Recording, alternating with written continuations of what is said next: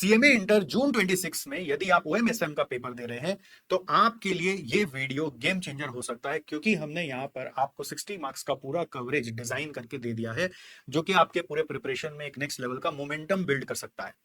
तो दोस्तों, पहले एक बार पूरा डे बिफोर एग्जाम के लिए जो स्ट्रेटजी है ओएमएसएम की वो अच्छे से समझ लीजिए, फिर आप इस वीडियो को आराम से सुनिएगा और इससे आप अपना प्रिपरेशन को एक बार धक्का लगा के एक एक स्पीड पे ला पाएंगे। तो सबसे पहले एक स्ट्रेटजी आपको जानने की जरूरत है, जो ये कहता है कि आप सिंस अभी टाइम कॉन्स्टेंट एनवायरनमेंट में पढ़ाई कर रहे हैं, तो टाइम का बेस्ट यूटिलाइज करने के लिए, जैसे हम लोग की फैक्टर चैप्टर में पढ़े हैं कि कंट्रीब्यूशन पर यूनिट ऑफ की फैक्टर से रैंकिंग करके टाइम को एलोकेट करो, उसी तरीके से भी marks per unit of chapter से रैंकिंग करके एलोकेट करो। तो हमने इसको भी फर्दर सिंप्लीफाई करने के लिए आपके लिए एक स्ट्रेटजी बनाया है, जो हम ये कह रहे हैं कि पहले फर्स्ट 60 मार्क्स पे फोकस करो, फिर नेक्स्ट 40 मार्क्स पे फोकस करो। अब फर्स्ट 60 मार्क्स पे भी फोकस करने के लिए क्या बनाया कि पहले एमसीक्यू कर लो, फिर आप अपना दो इंपॉर्टेंट क्वेश्चंस जिसपे आपका ग्रिप है उसका तैयारी करो, जिससे कि 14 और 14 28 मार्क्स का आपका कवरेज आ जाएगा। ठीक है, तो एग्जाम में 30 मार्क्स का एमसीक्यू ग्रैब करो और पहले दो क्वेश्चन को बहुत अच्छे से प्रिपेयर करो। तो 30 और 28 58 हो गया, एक तरह से नियर अबाउट 60 मार्क्स का पहले ग्रैब करना है। और यही 60 मार्क्स में इस वीडियो में आपको करा भी दे रहा हूं, आपको उस पर मोमेंटम लाके दे रहा हूं, फिर आप थोड़ा सा फिल इन द गैप्स खाली कर लेंगे तो आपका तैयार हो जाएगा। नेक्स्ट जो 40 मार्क्स है उसके लिए आपके पास टाइम अपने से अवेलेबल है, उसका आप तैयारी खुद से करेंगे, उसके लिए मैराथन वीडियोस भी अवेलेबल है। और यदि आपने अपने से पढ़ रखा है तो आप अपना ही नोट्स को रेफर करके कर सकते हैं। उसका मैं सीक्वेंस बता दूंगा किस सीक्वेंस में आपको करना है, जिससे कि आपको तैयारी हो जाए। बट उसके लिए टाइम लिमिट है midnight of the day before exam, मतलब midnight of the day before exam तक पूरा 100 मार्क्स तक का प्रिपरेशन हो जाना चाहिए। नेक्स्ट डे सुबह उठ के क्या करना है, नेक्स्ट डे सुबह उठ के सिर्फ आपको जो ऑलरेडी पढ़ लिया उसका की पॉइंट्स, की फॉर्मूलाज और की क्वेश्चंस को एक बार और नजर से निकालना है, जितना भी हाथ में टाइम है उसके हिसाब से, और फिर एग्जाम हॉल में जाके खुशी खुशी बैठ जाना है। बस यही आपको करना है, राइट। तो अब आ जाते हैं पहले 60 मार्क्स पर। तो पहले 60 मार्क्स में मैंने जैसे बोला, पहले एमसीक्यू है 30 मार्क्स का, और फिर क्या है आपका दो डिस्क्रिप्टिव क्वेश्चन है। तो सर पहले एमसीक्यू करें कि पहले आप डिस्क्रिप्टिव करें? तो मेरे आइडिया से तो पहले एमसीक्यू कर लेना चाहिए, जिससे कि एक ब्रशअप आ गया, मोमेंटम बिल्डअप जल्दी हो जाता है। उससे क्या होता है, बहुत सारा चैप्टर का भी कॉन्सेप्ट दिमाग में खुलने लग जाता है अगर आप एमसीक्यू शिद्दत से करते हो तो एमसीक्यू भी कहां से करना है, अभी लास्ट मोमेंट पे आपके इंस्टीट्यूट की तरफ से रिलीज हुआ है एमसीक्यू बैंक। ठीक है, तो ये एमसीक्यू बैंक आपके लिए मोस्ट इंपॉर्टेंट एसेट है, और इसका अभी रिसेंट में कुछ 100 क्वेश्चन नया ऐड हुआ है, तो वो मैं अभी आपको इस वीडियो में ही करा दे रहा हूँ। और इसके अलावा उसके पहले के क्वेश्चंस अगर आपके नहीं किए हुए तो वो आपको करना है, और उसके बाद आपको प्रीवियस ईयर पेपर के सारे लास्ट 6 टर्म के एमसीक्यू करने हैं। तो ये करने से क्या होगा, एमसीक्यू एक लेवल पे ग्रिप में आ जाएगा। तो प्रीवियस ईयर के जो एमसीक्यू डिस्कस किए हुए उसका लिंक भी मैं इस वीडियो में दे रहा हूँ। जो मैं करा रहा हूं अभी इस वीडियो में वो 100 क्वेश्चन करा दे रहा हूं, जिससे एक मोमेंटम आ जाएगा। और उसके पीछे के जो जो 200 प्लस क्वेश्चंस है उसका भी लिंक यहाँ पे दे रहा हूं। तो एमसीक्यू पहले खत्म कर लो आप, इसमें जितना भी टाइम लगे वो दो, तो 30 मार्क्स एकदम कॉन्फिडेंटली ग्रैब हो गया।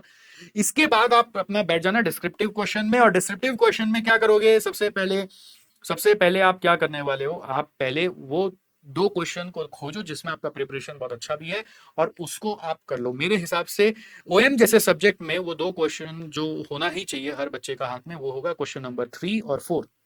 तो 3 और 4 के लिए जो जो चैप्टर्स आपको पढ़ने हैं उसका मैं रिवीजन अभी हाल में कराया था in our last moment rescue batch.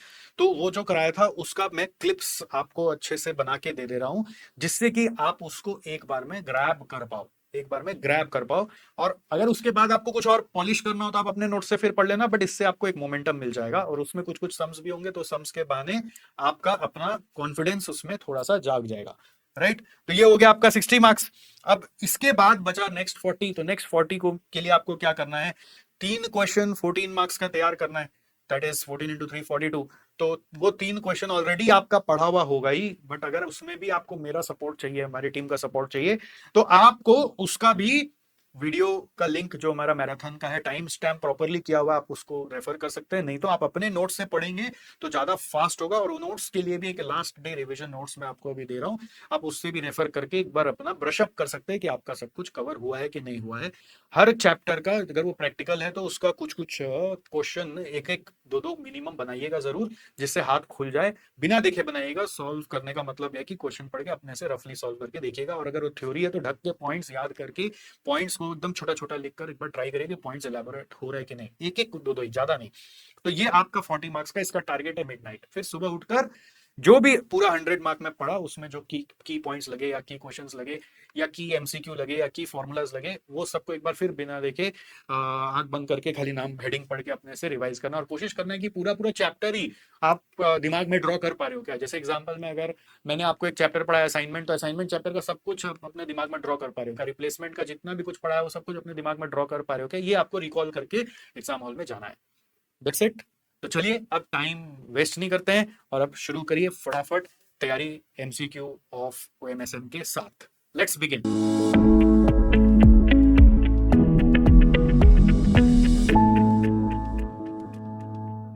Now I am doing MCQs of your OMSM MCQ bank, जिसमें से मैं कुछ चुनिंदा एमसीक्यू कराऊंगा जो मुझे लगता है कि आपको एक बार अपने लास्ट डे एग्जाम के पहले जरूर देख लेना चाहिए।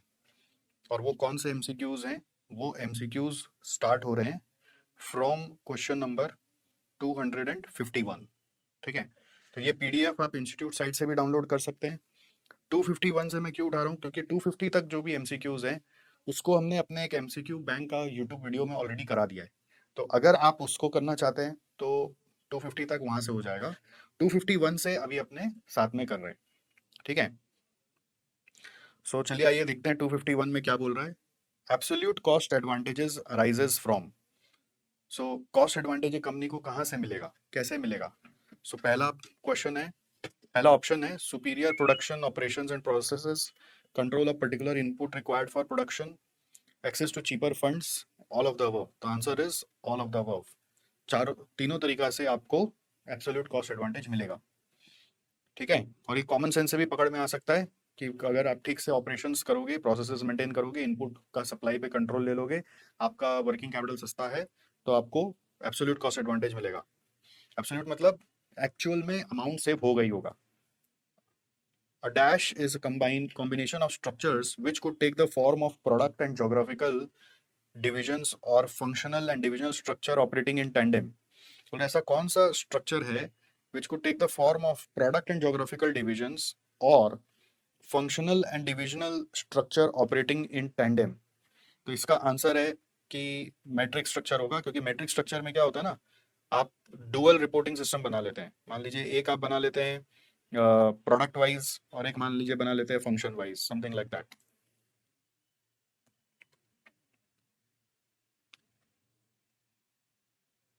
मतलब सोचिए फाइनेंस फंक्शन है या सेल्स फंक्शन है। सेल्स फंक्शन में प्रोडक्ट का भी हेड है एक, product 1 2 3 something like that, product 1 2 3 उसका भी हेड है, और सेल्स का एक हेड है जो प्रोडक्ट 1 का भी सेल कर सकता है, 2 का भी कर सकता है, 3 का भी कर सकता है। तो एक एक चीज में दो दो जन जिम्मेदार है। This is matrix structure. The dash combines the local responsiveness of the international subsidiary with the coordination of advantages found in global product companies. पूरा कौन सा ऐसा स्ट्रक्चर है जो local responsiveness of international subsidiary बढ़ा देगा with the coordination advantages found in global product companies. So जो बड़ी बड़ी कंपनियां होती है जो डिफरेंट डिफरेंट नेशंस में ऑपरेट करती है, उनको एक नया स्ट्रक्चर बनाना पड़ता है। उनका कई बार इंटरनेशनल कोई कंट्री में अपना एक सब्सिडियरी होता है, तो उसका फिर अपना कुछ स्ट्रक्चर बनाया जाता है जिससे कि वो इंटरनेशनल सब्सिडियरी इजीली आपके मेन कंपनी से इंटरेक्ट कर पाए। तो उसके लिए जो स्ट्रक्चर बनता है उसका नाम है ट्रांसनेशनल स्ट्रक्चर। जैसे इंटरनेशनल से ट्रांसनेशनल वर्ड आया तो उससे भी आप कैचअप कर सकते हो। फिर which among the following is true? BPR has resulted in major gains in efficiency, BPR has resulted in major gains in speed. तो बीपीआर का एडवांटेज एफिशिएंसी पे है कि स्पीड पे है। BPR has resulted major gain in quality. तो normally answer होगा तीनों पे ही वो एक्चुअली आपको मेजर गेन देता है, एफिशिएंसी, क्वालिटी और स्पीड। तो correct answer is fourth one. A dash is one where teams are created, undertake the work and are then dissolved. तो ये कहाँ पर होता है ऐसा? फंक्शनल में होता है कि मैट्रिक्स में होता है कि प्रोजेक्ट में होता है कि ट्रांसनेशनल में होता है? तो आंसर इज प्रोजेक्ट में होता है। देखो ये सब एमसीक्यू पढ़ने का फायदा क्या है कि कल को इससे जुड़ा हुआ कोई डिटेल्ड क्वेश्चन भी आ गया ना, तो आपको एक क्लिक कर रहा होगा कि हाँ प्रोजेक्ट बेस्ड में यही होता था। तो आप प्रोजेक्ट बेस के बारे में कम से कम इसको क्वेश्चन को बेस रखकर आप इलेबोरेट तो कर सकोगे। So dash specifies what is to be accomplished by focusing on the end result. So what is dash specifies what is to be accomplished by focusing on end result, output control, behavior control, premise control, implementation control। इसका answer है output control. Result, and result और output दोनों match करके भी सीखा जा सकता है। Next, dash is control achieve through establishment of comprehensive system of rules and procedures to direct the action of division function and individuals। तो टू डायरेक्ट द एक्शंस मतलब ये बिहेवियर कंट्रोल की बात हो रही है, तो आंसर है इसका बिहेवियर कंट्रोल। बिहेवियर मतलब क्या है कि आपने जो काम करेगा उसको सही तरीके से करवाना। फिर dash check systematically and continuously whether the assumption in which strategy is based are still valid. इसको बोलते हैं प्रेमाइस कंट्रोल। प्रेमाइस मतलब अजम्पशन ही होता है। On what premise you are saying this. Premise मतलब जिसमें हम रहते हैं उसको प्रेमाइसेस बोलते हैं, बट वो प्रेमाइस यहाँ पे नहीं है। यहाँ पे प्रेमाइस मतलब है on what basis you are saying this. फिर a dash is based on primary activities that have to be undertaken by an organisation. So इसका आंसर क्या होगा? Functional structure, matrix structure, project based structure, translational structure. अब इसका answer है functional structure. Primary activities के ऊपर जो based है उसको फंक्शन बोलते हैं। Primary activities are also called as function. Next, this test is catch all category indicating that a structure must fit legal, stakeholder, trade union और similar constraints. So कौन सा टेस्ट ऐसा है जो इंडिकेट करता है कि आपका जो भी स्ट्रक्चर है वो legal, stakeholder, trade union और सिमिलर कॉन्स्ट्रेंट्स में उभर के आए? तो इसका आंसर है फिजिबिलिटी टेस्ट। क्या आंसर है? Feasibility test. नाम से सोचो, पेरेंटिंग एडवांटेज ये सब तो नहीं होगा, स्पेशलाइज कल्चर ये भी नहीं होगा, पीपल टेस्ट क्वाइट सिमिलर लग सकता है, बट इसका आंसर है फिजिबल टेस्ट। तो ये सब आप एसएम में पढ़े हो, मैं अभी इलैबोरेट नहीं करना चाह रहा हूँ कि इसका पूरा एग्जैक्ट मतलब क्या है, बट जहां जहां पॉसिबल है वहां आपको थोड़ा थोड़ा बता दे रहा हूँ। In a fast moving world an important test to determine the extent to which a design will allow for change in the future is called allow for change in the future.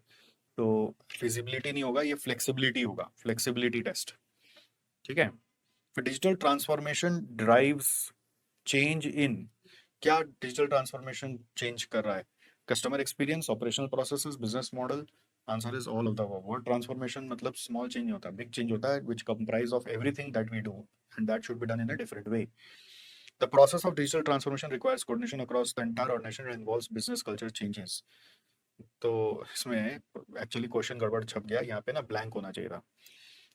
ठीक है। तो process of dash requires coordination of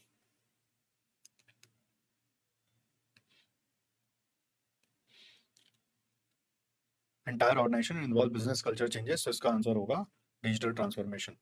ठीक है।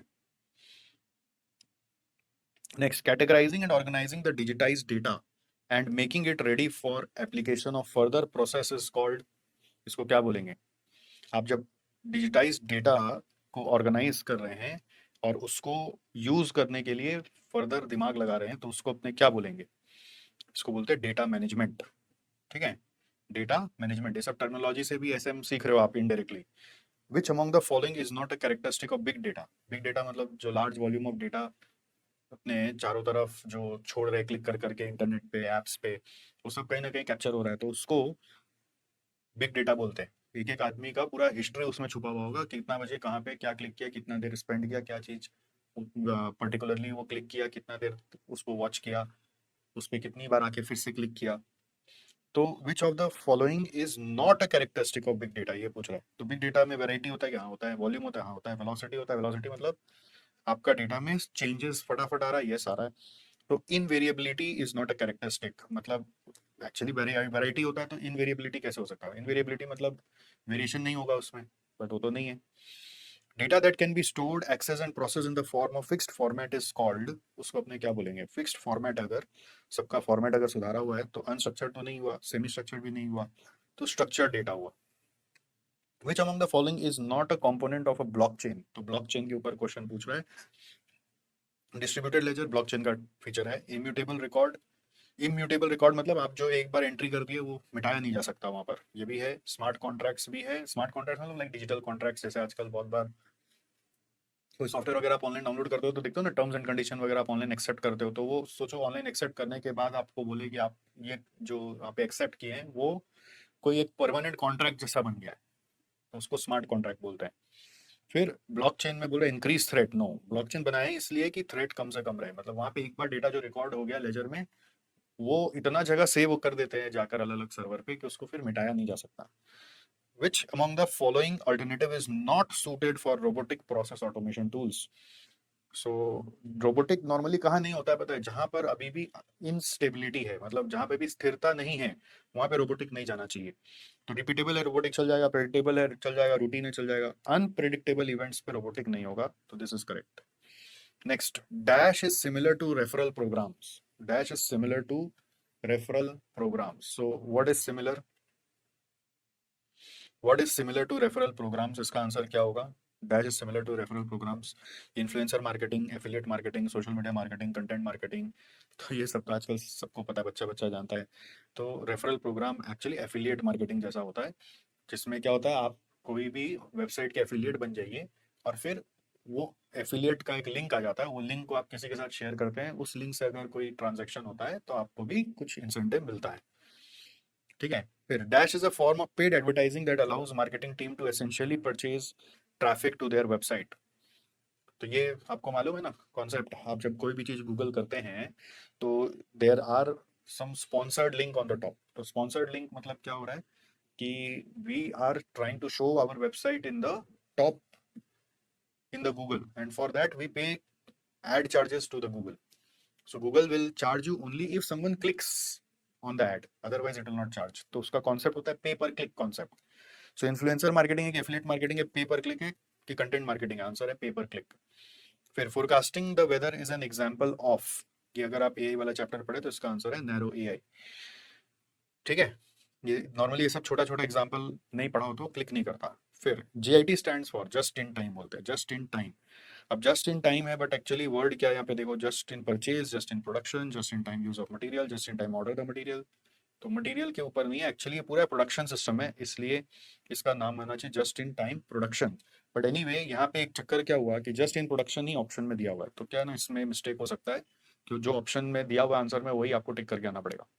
Example of production by disintegration is, तो ये भी process से जुड़ा हुआ आ गया, ये जनरली क्लिक नहीं करता कि हम लोग क्या चूज करें हमें पता नहीं होता है, तो इसमें आप मन से कुछ भी मार्क कराते हैं, है ना। इसका आंसर है क्रूड ऑयल। तो क्रूड ऑयल डिसइंटीग्रेशन प्रोसेस से बनता है बेसिकली, उसमें जितने इम्प्योरिटीज हैं और जितने तरह के केमिकल्स हैं उसको डिसइंटीग्रेट किए जाते हैं, अलग अलग किए जाते हैं, काइंड ऑफ फिल्ट्रेशन प्रोसेस ही है।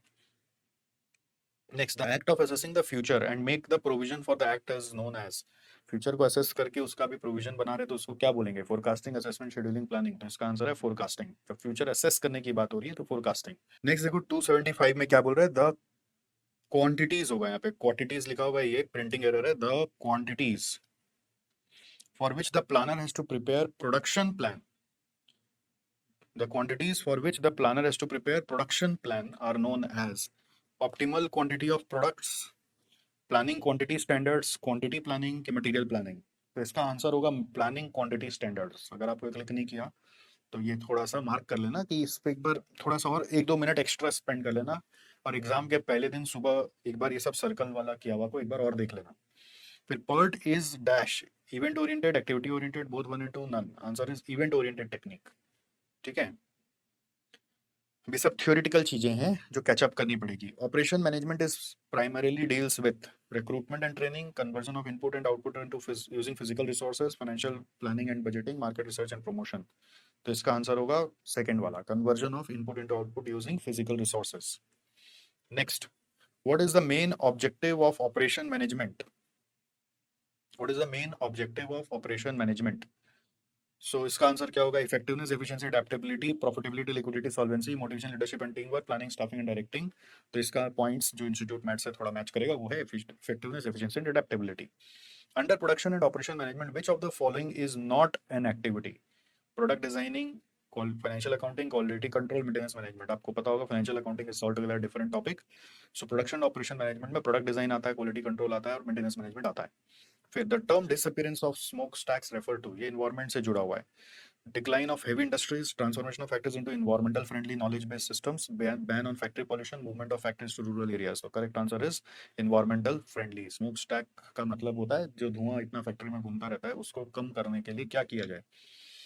फिर the idea that small is beautiful is was given by, ये सब कोई याद नहीं रख पाते, इसका आंसर है एफ शूमाकर। मेरे को भी नहीं पता था, मैंने भी आंसर देख के ही समझा।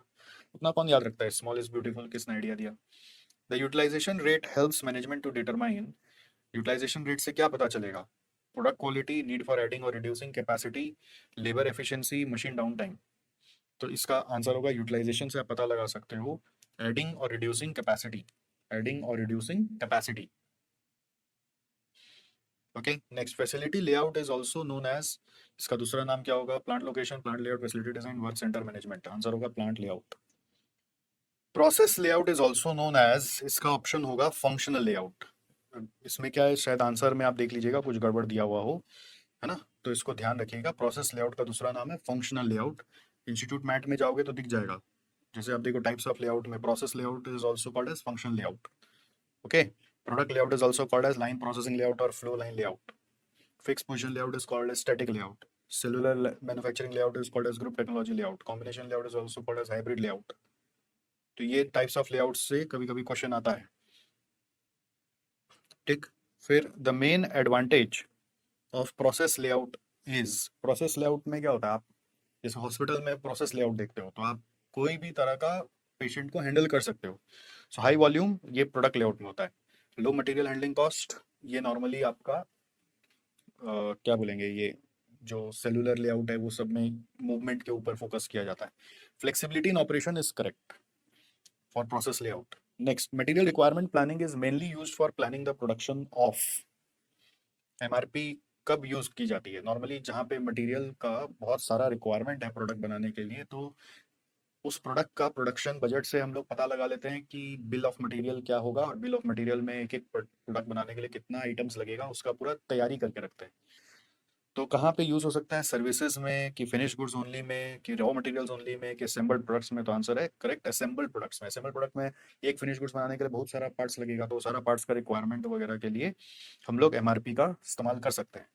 Next, the main purpose of MRP is to, MRP का पर्पस क्या है? Minimise labour cost, ensure that materials are available when needed, increase advertising efficiency, maintain maximum stock at all times. तो एडवर्टाइजमेंट से MRP का कोई लेना देना है ही नहीं। स्टॉक लेवल मेंटेन करने का कोई ऑब्जेक्टिव होना ही नहीं चाहिए, क्योंकि उससे तो कॉस्ट बढ़ जाएगा।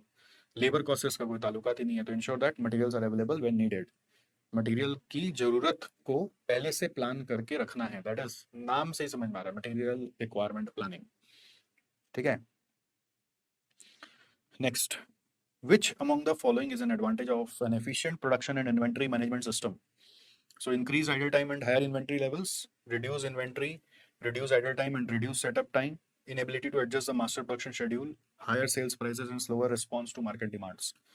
तो इसका आंसर क्या होगा? Advantage of efficient production and inventory management system. अगर आप ऐसा करोगे तो आइडल टाइम बढ़ जाएगा, तो डिसएडवांटेज है। Inability to adjust master production schedule, ये भी डिसएडवांटेज है। हायर सेल प्राइस, ये भी डिसएडवांटेज है। तो करेक्ट आंसर क्या है? Reduced inventory, reduce idle time and reduce setup time. तो यदि आप सारा ऑप्शंस पढ़ोगे ना तो भी आपको समझ में आ जाएगा कि क्या आपके लिए आंसर होना चाहिए। फिर इकोनॉमिक लॉट साइज और इकोनॉमिक ऑर्डर क्वांटिटी और economic batch quantity is defined as, जहां पर टोटल कॉस्ट मिनिमम है। देखो क्या बोल रहा था, quantity of output produce in one batch that maximises production rate, no. The maximum quantity that can be stored in the warehouse, no. The quantity of output produce in one batch that is most economical resulting lowest average cost of production, right. The quantity of output produce to meet immediate demand only, no. Next, measures Kobo Bearing is committed to supply 24,000 bearings per annum to measure deluxe fan on a steady basis.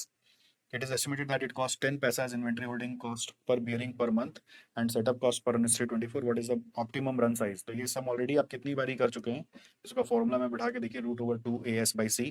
तो A का value है 24,000, S का value है ये, C का value जो दिया हुआ है पर बेयरिंग पर मंथ दिया हुआ है, तो इंटू 12 कर लीजिएगा, ठीक है।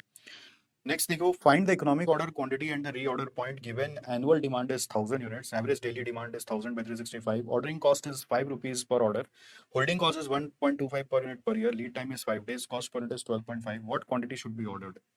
सो इसका answer quantity should be ordered तो यूक्यू से ही आएगा, और यूक्यू का formula √2 into 1000 into ordering cost is 5 rupees divided by holding cost is 1.25 per unit per annum. तो ये सॉल्व करके जो आंसर आ रहा है वो 89 पॉइंट समथिंग आ रहा है, तो इसका ऑप्शन से मैच नहीं हो रहा है, ठीक है। तो we don't know on what basis इसका आंसर दिया हुआ है ना, कुछ इसमें इशू लग रही है। चलो आगे बढ़ते हैं। A good product design helps an organisation to. Good product design का क्या काम है? Reduce product feature? No, not necessarily. Increased production lead time? May be, ये पॉसिबल हो सकता है कि जल्दी बन जाए। Stay ahead of competition and sustain a VUCA world? Correct, ये ज्यादा सही है। वूका वर्ल्ड मतलब क्या है? ये एक एक्रोनिम है। वोलेटिलिटी, अनसर्टेनिटी और कंटिजेंसी, और एक ये था एडवर्सिटी, ऐसा कुछ था VUCA full form. Complexity and ambiguity. Volatility, uncertainty, complexity and ambiguity. तो रियल वर्ल्ड ऐसा ही चल रहा है। वोलेटिलिटी भी है, अनसर्टेनिटी भी है, कॉम्प्लेक्सिटी भी, एम्बिगुइटी भी है। तो ऐसे जमाने में आप कंपटीशन से अहेड रहने के लिए प्रोडक्ट डिजाइन पे काम करिए। नेक्स्ट, जैसे हम लोगों ने भी क्या किया ना, प्रोडक्ट डिजाइन पे बहुत काम किया। क्या काम किया, हम भी देख रहे हैं कि जैसे हमारा भी स्टूडेंट वर्ल्ड बहुत भूखा वर्ल्ड में है। तो इसलिए एसजेसी ने ना पूरा एक नया तरीके से पढ़ाने का सिस्टम बनाया है। एकदम नया, मतलब जैसे आप लोग अभी तक क्या, एक टीचर के पास एक सब्जेक्ट पढ़ने जाते हो, तो वो इस सब्जेक्ट बस आपको वो टीचर जितना अपना शक्ति है उतना पढ़ा पा रहा है। तो एसजेसी ने क्या किया, एक टीम बना लिया। आप ऑलरेडी हमारे टीम ऑफ टीचर से मिल चुके हो।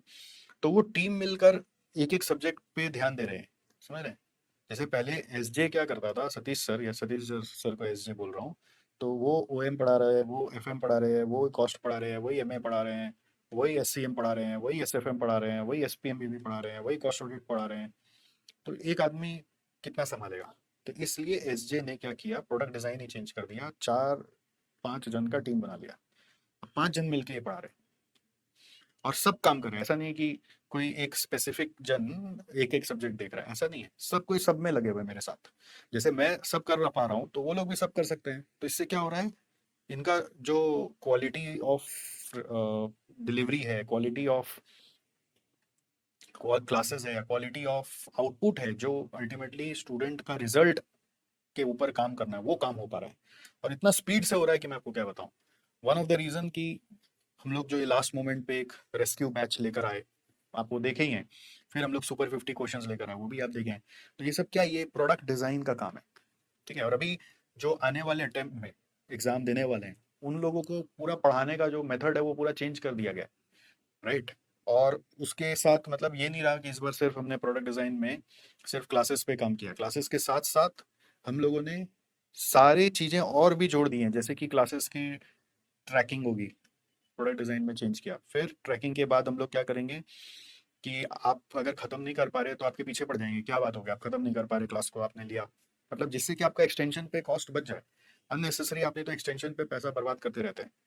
नेक्स्ट आपका फिर एबीसी एनालिसिस आपको बताएं, फिर आपको सुपर 50 दें, फिर आपको उस सुपर सुपर 50 को सॉल्व करके दिखाएं, फिर आपका मॉक टेस्ट हो, फिर आपका लास्ट मोमेंट में रिहर्सल हो, और एमसीक्यूज भी जो लेटेस्ट है वो सब हो जाए।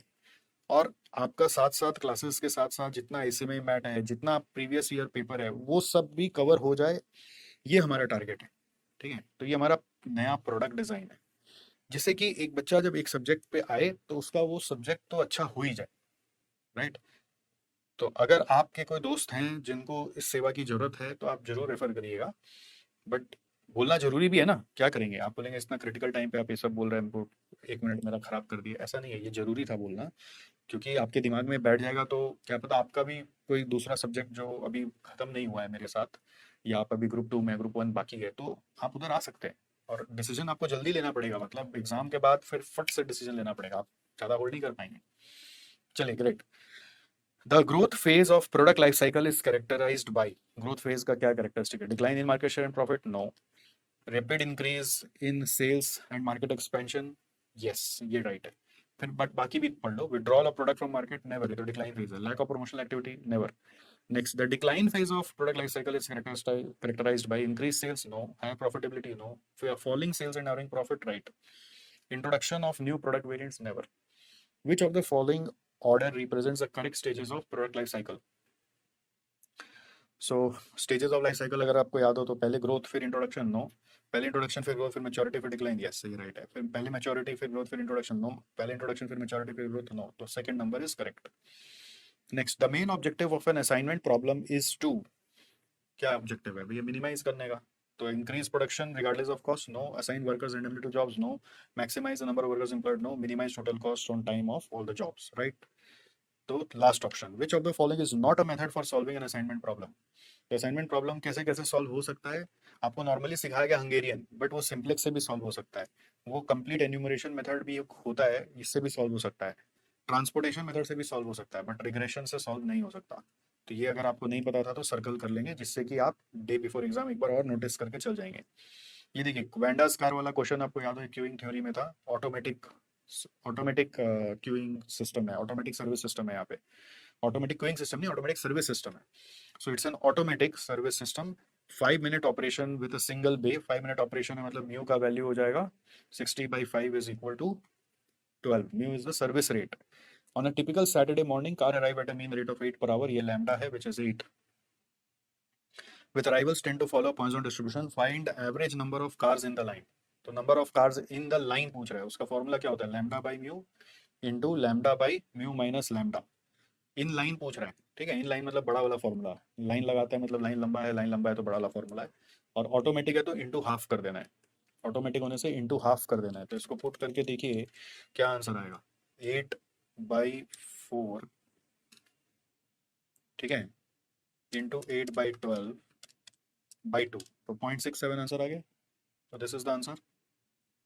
Next, Monte Carlo simulation is mainly used for क्या चीज के लिए, random allocation, static system, system without uncertainty, random और स्टोकेस्टिक सिस्टम, डिटरमिनिस्टिक सिस्टम। तो रैंडम के लिए करना है। मतलब रैंडम सिस्टम जैसे क्या होता है, जैसे बैंक में काउंटर खुला हुआ है तो कब कितना लोग आएगा वो कोई गारंटी थोड़ी ना, वो रैंडम है।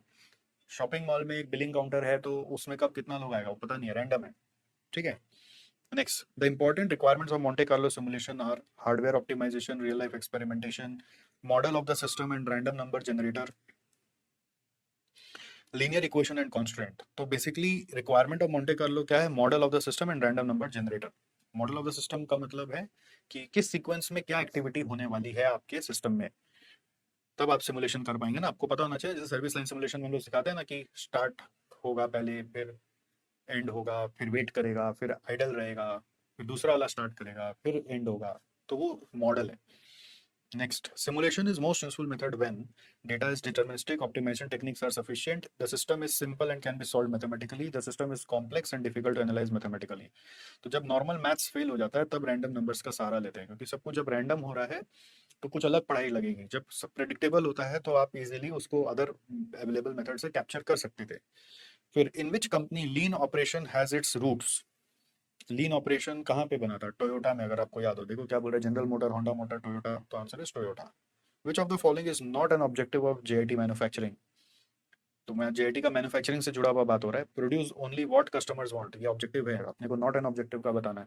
Produce product with perfect quality, ये भी ऑब्जेक्टिव है। प्रोड्यूस विद जीरो वेस्ट, ये भी ऑब्जेक्टिव है। Produce product before demand arises, ये ऑब्जेक्टिव नहीं है, क्योंकि बिफोर डिमांड अराइज करने के पहले आप प्रोड्यूस कर लेंगे तो स्टॉक मेंटेन करना पड़ेगा, which is against the JIT policy. Continuous improvement in JIT means, इसको काइजन बोलते हैं, बट यहाँ पे क्या दिख रहा है देखते हैं। Focusing on short term gains, relying on external audits, once problem solve no further action needed, correcting existing problem and identifying new ones continuously, that is only continuous improvement। word continuous improvement का meaning पूछ रहा है, term नहीं पूछ रहा है। तो meaning is बार बार नया नया छोटा छोटा इशू को खोज खोज के इंप्रूव करते रहो। Next, a factory has 13 workers producing a single product, the total output in a month of 24 working days is 370 units, what is the monthly productivity per worker। So total output is 370 और कितना worker है हम लोग के पास, 13 worker है। तो productivity पर worker पूछ रहा है तो 370/13 कर देंगे, आंसर आ रहा है 28.46। ओके, ऑब्वियस है। फिर भी चारों ऑप्शन एक बार नजर से निकाल लेते हैं। Next, productivity is commonly defined as, how to define productivity, it is the rate of output per hour or per worker. देखते क्या बोल रहा है, output plus capital, input multiplied by time, ratio between output and input, output minus input. तो it's productivity is like a ratio, something divided by something. चाहे आप output में units ले लो, बट इनपुट में आप नंबर ऑफ वर्कर ले सकते हो, नंबर ऑफ आवर ले सकते हो, नंबर ऑफ मशीन ले सकते हो। It depends on exactly what you are calculating productivity for. तो output by input is also measure of productivity. Which of the following is not a method to measure employee productivity. तो measure the amount of work completed, measure quality of work, measure goals, measure employee happiness. तो employee happiness को productivity का part नहीं माना गया unfortunately, but happiness has got some correlation with productivity, but normally when we measure productivity we just consider output and input। Natural factors influencing productivity include industrial policy, product design, climate and geological conditions, labor laws। तो natural factors, word natural से भी समझ में आ गया होगा कि उसका आंसर होना चाहिए climate and geological conditions। Next, social factors affecting productivity refers to social factors में क्या आएगा? Credit facility, market demand, culture, custom, tradition of society, machine maintenance and down time. तो इसका आंसर है culture, custom and tradition of society. तो sometimes people are guided by certain belief and certain thinking pattern which may push them to work more or which may actually not allow them to work more। जैसे China है, China का culture है कि एकदम मन लगा के चुपचाप काम करना है। वहाँ का कल्चर, कस्टम, ट्रेडिशन ऐसा ही बना हुआ है कि एकदम शिद्दत से सुबह जल्दी उठते ही ऑफ अपना फैक्ट्री चले जाना है और बड़ा लंबा शिफ्ट में काम करना है और आके रात में बिना ज़्यादा इधर उधर अड्डा मारे अपना खा पी के सो जाना और फिर कल से काम पे जाना है। तो वो कल्चर में उन लोगों ने इनबिल्ट किया है, इसलिए वहाँ का प्रोडक्टिविटी हाई है। Continuous improvement in TQM is also known as, ठीक है, continuous improvement is also known as, अभी ऊपर में बताया था काइजन। तो six sigma benchmarking, kaizen, JAT, तो इसका करेक्ट आंसर है काइजन। टीक्यूएम एनकरेजेस, क्या एनकरेज करता है? Individual work? नहीं नहीं, सब मिलके, टोटल वर्ल्ड मतलब ये सब मिलके। Improving process, improve, ignoring process improvements, no. TQM comprises of improvement of all processes. Teamwork, cooperation, and employee involvement. Yes, this is the meaning of word total. That everyone in the organization should be involved in improvement of quality. Short-term results over long-term quality. No. TQM always emphasizes on long-term quality results, not short-term gains. Which one is not a principle of TQM? Quality is achieved through random inspection. Random inspection से quality achieve नहीं होता है। Continuous improvement से होता है, worker involvement से होता है, strive for quality in all things, ये भी होता है। तो टीक्यूएम में तीन लास्ट वाले मैच हो रहे हैं बट फर्स्ट वाला मैच नहीं हो रहा। Quality is achieve through random inspection, वो मैच नहीं हो रहा प्रिंसिपल ऑफ टीक्यूएम में। Next, slack signifies the total float of the project, the total duration of the project, the freedom available to reschedule or start a job, the difference between EST and EFT. So slack का क्या मतलब है? Slack का मतलब क्या? Total float है। Slack of लिखा नहीं है, ऑफ प्रोजेक्ट क्या, ऑफ एक्टिविटी क्या, of event. Normally word slack event के लिए यूज होता है, एक्टिविटी का फ्लोट होता है, प्रोजेक्ट का भी फ्लोट होता है। बट एनीवे, क्या ये total float of the project है? क्या total duration of the project है? The freedom available to reschedule or start a job है। The difference between EST and EFT है। तो इसका आंसर दिया हुआ है freedom available to reschedule or start a job.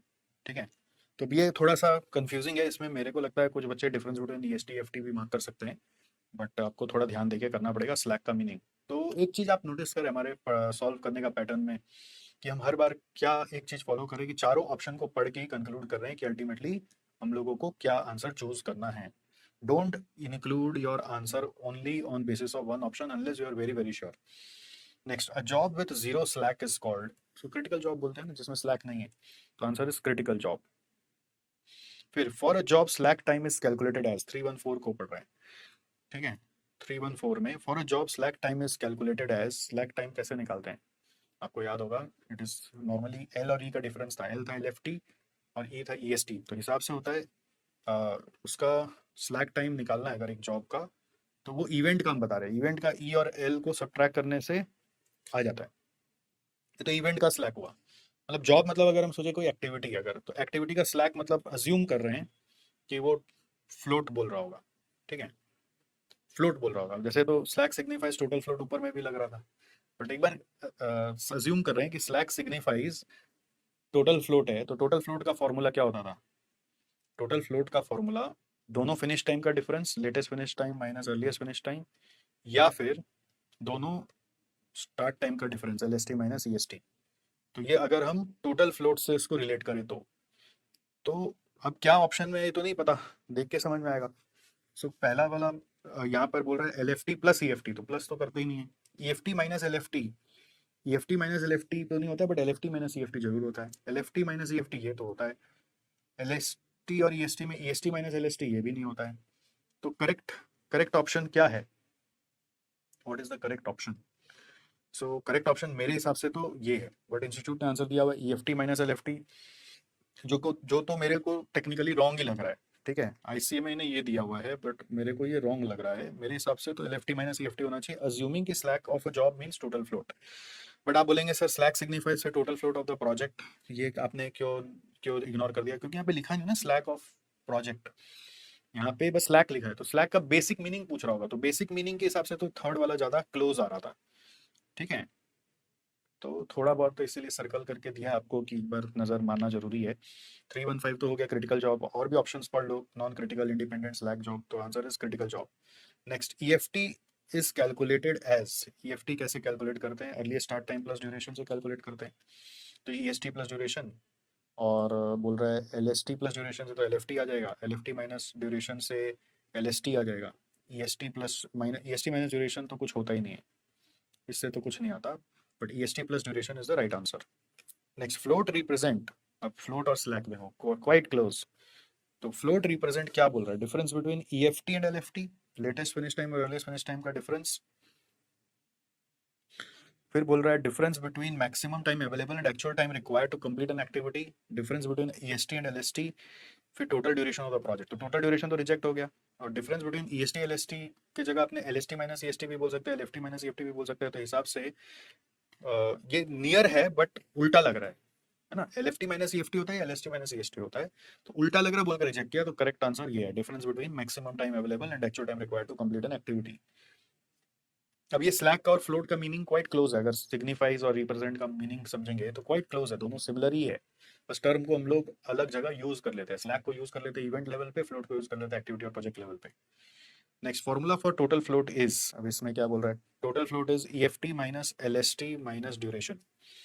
तो अगर आपको इस ब्रेकअप से सीखना है तो आपको मैंने सिखाया था कि अगर एक एक्टिविटी है उसका फ्लोट निकालना चाह रहे हैं तो उसके लिए पहले निकालना पड़ता है total time available. Total time available कैसे निकलता है, ये स्टार्ट टाइम है और ये फिनिश टाइम है, तो होता कैसे, latest finish time of its, इसको अपने बोलते हैं हेड इवेंट, जहाँ पे वो खत्म होता है, तो L F T of head event minus E S T of start event या E S T of tail event, इससे निकल के आता है total time available to complete the activity minus duration, this is a correct formula. ये tail event कहलाता है, जहाँ पे वो स्टार्ट होता है उसको टेल इवेंट बोलते हैं, टेल इवेंट पे ई लेना है और हेड इवेंट का एल लेना है, दोनों का डिफरेंस आता है टाइम अवेलेबल, और कितना टाइम लगेगा काम करने में वो है ड्यूरेशन ऑफ द एक्टिविटी। तो अब ऑप्शन देखो, EFT of tail event, tail event का ईएफटी लेना है, नहीं, EST of tail event minus EFT, नहीं, ईएसटी ऑफ टेल इवेंट लेना है but EFT of head event नहीं लेना है, तो उससे भी रॉन्ग हो गया। LFT of head event minus EST of tail event minus duration एकदम एग्जैक्ट मैच हो गया, LFT of head event minus EST of tail event plus duration ये रॉन्ग हो गया, ठीक है। Next, a project activity has an EFT equal to 12 days, LFT equal to 20 days, what is its slack time. अब फिर slack slack और float एक ही जैसा है, बस यूज के ऊपर है, इसी चीज का ध्यान देना है, मीनिंग दोनों का सिमिलर ही है, तो ऑप्शन से आप चूज केयरफुली करिएगा। सो एलएफटी और ईएफटी को सब्ट्रैक्ट करेंगे, 20 माइनस 12, तो आंसर आ जाएगा 8, that is only the float. A negative float indicates that, अगर नेगेटिव टोटल फ्लोट आ रहा है इसका मतलब क्या है, ये नॉर्मली आपके पढ़ाई में आया ही नहीं है, इसका मतलब है कि कुछ एरर है, कुछ इनएडिक्वेसी ऑफ रिसोर्स है, करेक्ट टर्म क्या होगा वो ऑप्शन पढ़ोगे तो आपको समझ में आएगा, the activity has excess resources, excess होता तो नेगेटिव फ्लोट नहीं आता। The activity can be delayed without affecting the project, अगर आप डिले कर पा रहे तो फ्लोट पॉजिटिव होता ना, फ्लोट नेगेटिव आ रहा है मतलब शॉर्टफॉल चल रहा है, resources are not adequate and the activity can not finish on time, ये करेक्ट है, the project is ahead of the schedule, वो भी रॉन्ग है, तो इसका एक्चुअल मीनिंग है shortfall. Free float is a part of, इसका आंसर होगा टोटल फ्लोट, टोटल फ्लोट के अंदर फ्री फ्लोट है, उसी के अंदर इंडिपेंडेंट फ्लोट भी है, तो इसका आंसर है टोटल फ्लोट, और चारों ऑप्शन में स्लैक टाइम है, डमी एक्टिविटी, इंडिपेंडेंट फ्लोट है, तो answer is total float. Independent float calculate करने का फॉर्मूला क्या है, इसका फॉर्मूला था free float minus slack of tail event, तो total float plus slack of tail event, total float minus head of slack, free float minus tail slack, yes ये correct है, free float plus tail slack no. Next क्या बोल रहे हैं, the main difference between slack and float is that, अब आ गया देखो, slack और फ्लोट में डिफरेंस पूछ लिया, Slack refers to activities, float refers to events. No. Both refer to events. No. Both refers to activities. No. Slack for event, float for activity. ये ज़्यादा accurate है. Next, the time constraint in project management refers to the schedule for the project to reach completion, the total cost to complete a project, the number of team members working on the project, availability of raw material. तो इसका answer होगा schedule for the project to reach completion. ठीक है. Time constraint का मतलब है कि क्या शेड्यूल पे प्रोजेक्ट को खत्म करें जिससे कि जल्द से जल्द हम प्रोजेक्ट को खत्म कर पाएं. फिर quality improvement in project management refers to, quality improvement का मतलब क्या है, quality improvement in project management refers to Increasing team size for faster execution, minimizing scope to meet deadlines, applying tools to close gap between current and desired quality levels, reducing cost of resources. अब क्या sums में सब में काम नहीं पड़ा था, but ये थियोरेटिकली आपको समझ में कॉमन सेंस से भी आ जाएगा कि क्वालिटी इंप्रूवमेंट का मतलब क्या हो सकता है।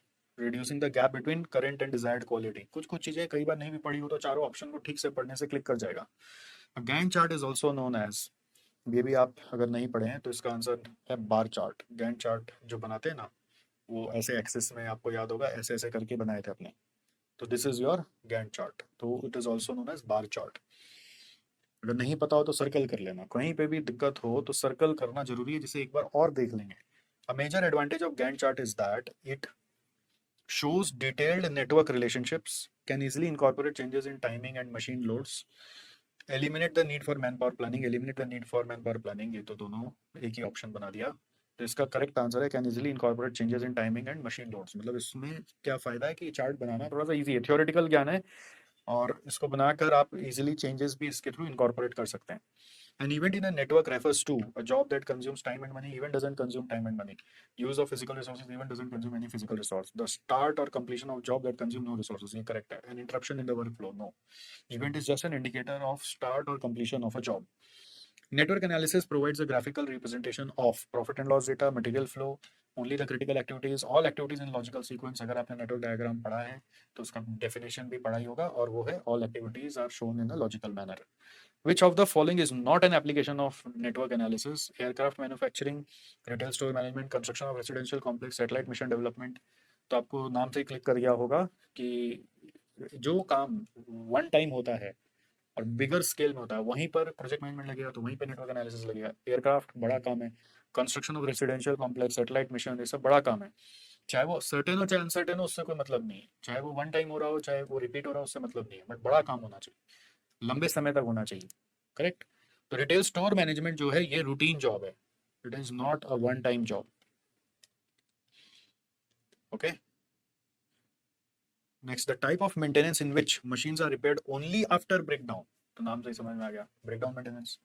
Scheduled maintenance, predictive maintenance, breakdown maintenance, preventive maintenance. तो आंसर इज ब्रेकडाउन मेंटेनेंस।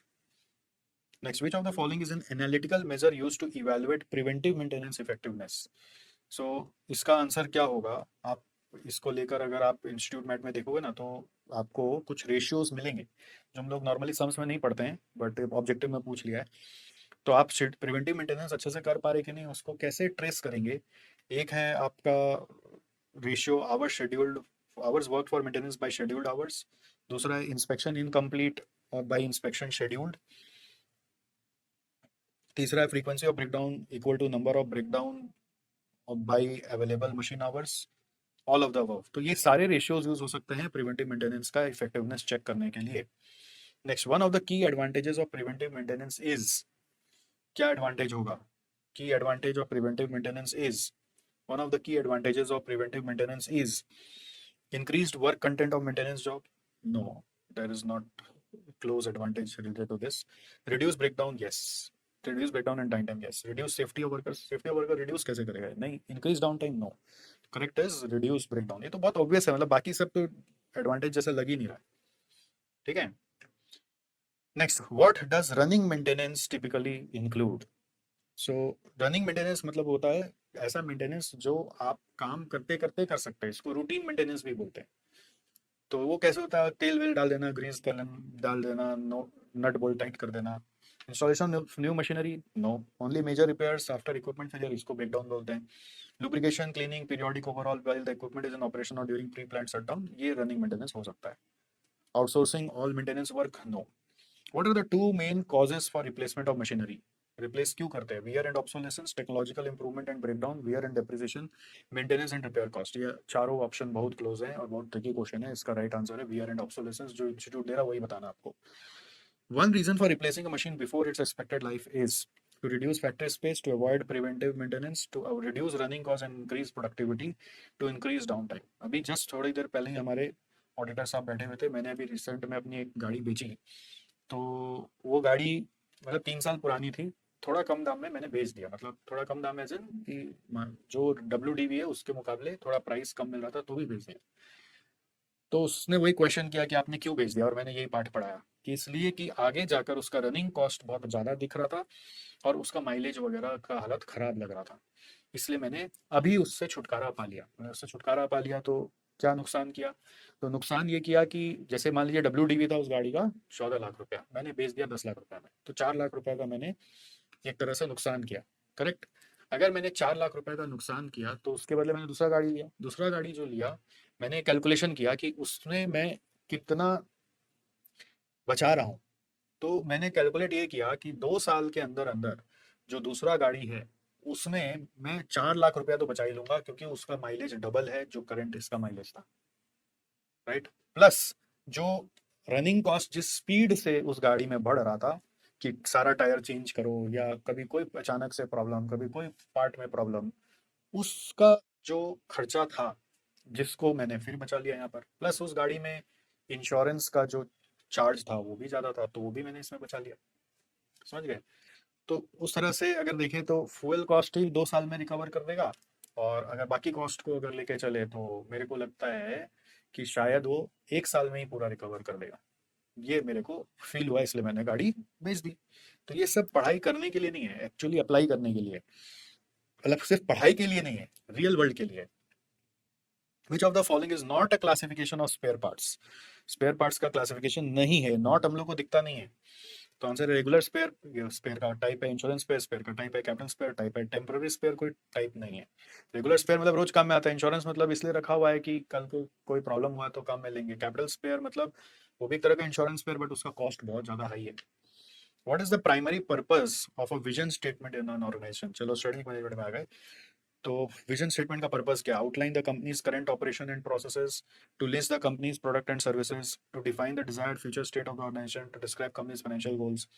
तो फाइनेंशियल गोल्स वगैरह जो है ना, ये सब मिशन के पार्ट होते हैं। ठीक है? और current operation and processes list down कर रहे हैं तो वो तो विजन मिशन दोनों में नहीं आता है, वो उससे भी नीचे में चले जाते हैं। तो correct option is the desired future state and aspirations of the organisation.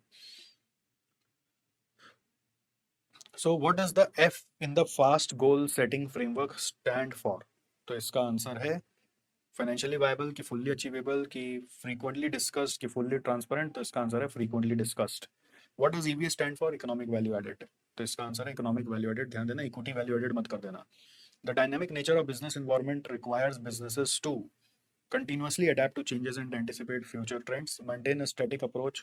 जब डायनामिक है तो स्टैटिक कैसे अप्रोच मेंटेन कर सकते हैं? Ignore external changes and focus on only internal factors. अगर आप ऐसा करेंगे तो आप बाहर जाएंगे तो आपका प्रोडक्ट सर्विस एक्सेप्ट ही नहीं होगा।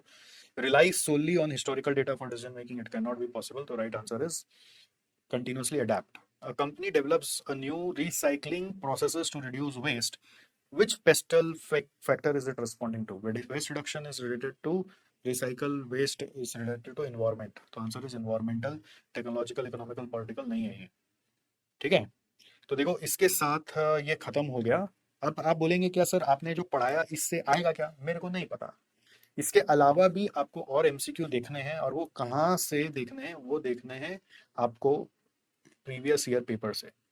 प्रीवियस ईयर का पेपर का सारा का सॉल्यूशन हम लोग के यूट्यूब में भी डाला हुआ है, और आप भी कहीं ना कहीं डाउनलोड करके रखे हुए हैं। तो अगर आप अभी मोमेंटम में आ गए हैं तो लगे हाथ एक बार प्रीवियस ईयर पेपर में लास्ट 6 टर्म का आप एमसीक्यू जरूर देख लीजिए।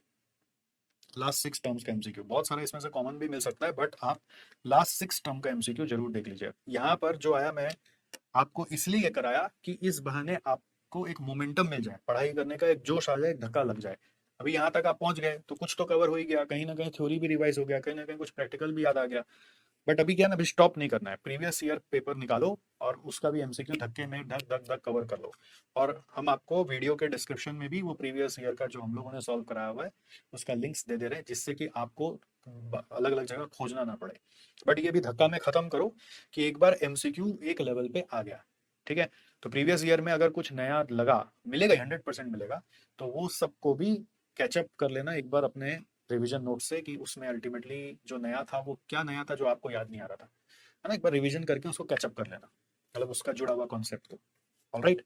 तो इसके साथ एमसीक्यू भी खत्म हुआ, और अब आपका मेहनत अभी प्रीवियस ईयर क्वेश्चन के लिए जारी रहना चाहिए।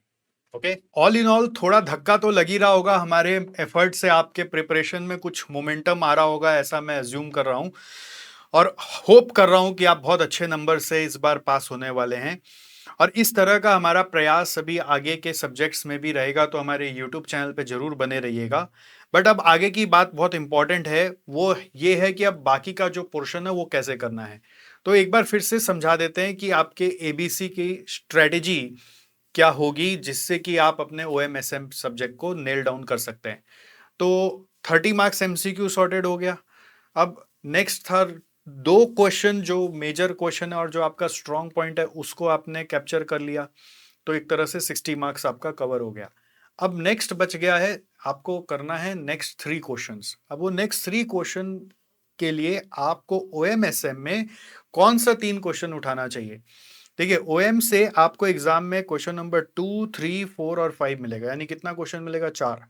तो 4 में मेरा ये मानना है 3, 4, 5 पूरा प्रैक्टिकल होता है और 2 नंबर जो है वो पूरा थ्योरी होता है। तो अगर आपका प्रैक्टिकल सारा अच्छे से प्रैक्टिस किया हुआ है, पढ़ा हुआ है, तो 3, 4, 5 में आप पूरा प्रैक्टिकल आराम से एग्जाम में करके आ सकते हैं। तो मैंने उसमें आपको ऑलरेडी दो का तो कवरेज करा दिया, अब एक का जो बच गया है वो आप हमारे मैराथन वीडियो से देख लीजिए। तो आपका 3 प्रैक्टिकल क्वेश्चन हो गया और उसके बाद एग्जाम में करना है 2 क्वेश्चन और आप एसएम से कर लो। एसएम का मेमोराइजेशन थोड़ा सा इजी होता है, याद करना फास्ट होता है वो।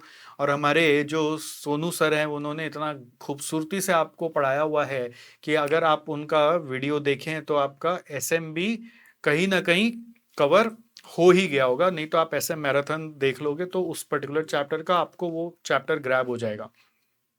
तो करना क्या है, एसएम में आपको बाकी 2 क्वेश्चन का और तैयारी करना है, राइट। एसएम में एक चीज मैं आपको ऐड कर दूं, उन क्वेश्चन को ज्यादा इंपॉर्टेंस देकर पढ़िएगा जो आज तक नहीं आया है, समझ गए। तो आपका एसएम भी इजी हो जाएगा। अब इसके बाद आप एक बफर क्वेश्चन जरूर तैयार कर लेना। जैसे एसएम से आने वाले ऐसे 3 क्वेश्चन तो तीनों तैयार कर लेना, है ना। ये नहीं कि एसएम से सिर्फ 2 ही क्वेश्चन तैयार किया। अगर तीनों तैयार कर लोगे एसएम से तो it will give you a confidence कि कल को ऊपर में भी कुछ एक हिला तो मैं इधर कवर कर लूंगा। तो ओएम का थ्योरी पढ़ना है क्या, वो एमसीक्यू लेवल पे पढ़ के हो जाएगा, अलग से पढ़ने का दरकार नहीं है। अगर आपका कोई बीच में क्वेश्चन 3, 4, 5 में कोई खुदा ना खास्ता कोई एक थ्योरी घुस गया तो फिर खेला हो जाएगा बोलकर आपको अपने आप को हेज करना है थ्रू क्वेश्चन नंबर 6, 7, 8 पूरा कंप्लीट प्रिपरेशन। ठीक है, एसएम याद करना इजी है। तो now let's start with your own preparation and इसका टारगेट लीजिए कि आप मिडनाइट तक पूरा कवर कर लें और नेक्स्ट डे सुबह उठकर फिर से जो भी आपने अच्छे से पढ़ा है उसको एक बार और देखें, की पॉइंट्स को बंद करके ढक के फिर से ट्राई करेंगे कि आपको याद है कि नहीं है, और जो फॉर्मूला वाला चीज है उसको एक बार और नजर से निकालेंगे, जिसके लिए हमने आपके लिए एक लास्ट डे का पूरा रिवीजन नोट्स बना दिया है। ये रिवीजन नोट्स को आप थ्योरी प्रैक्टिकल दोनों एंगल से यूज कर सकते हैं, इसमें सब कुछ दिया हुआ है, आप इसको भी रेफर कर लेंगे तो आपको ये श्योरिटी आ जाएगा कि आपका जो काम का चीज है वो कवर हुआ है कि नहीं हुआ है। ठीक है, तो ये रिवीजन नोट्स आपको ये लास्ट मोमेंट पे बहुत हेल्प कर सकता है। बस अब इसी के साथ I will wish you a great success in your OMSM paper and stay tuned for other papers on our YouTube channel. All right.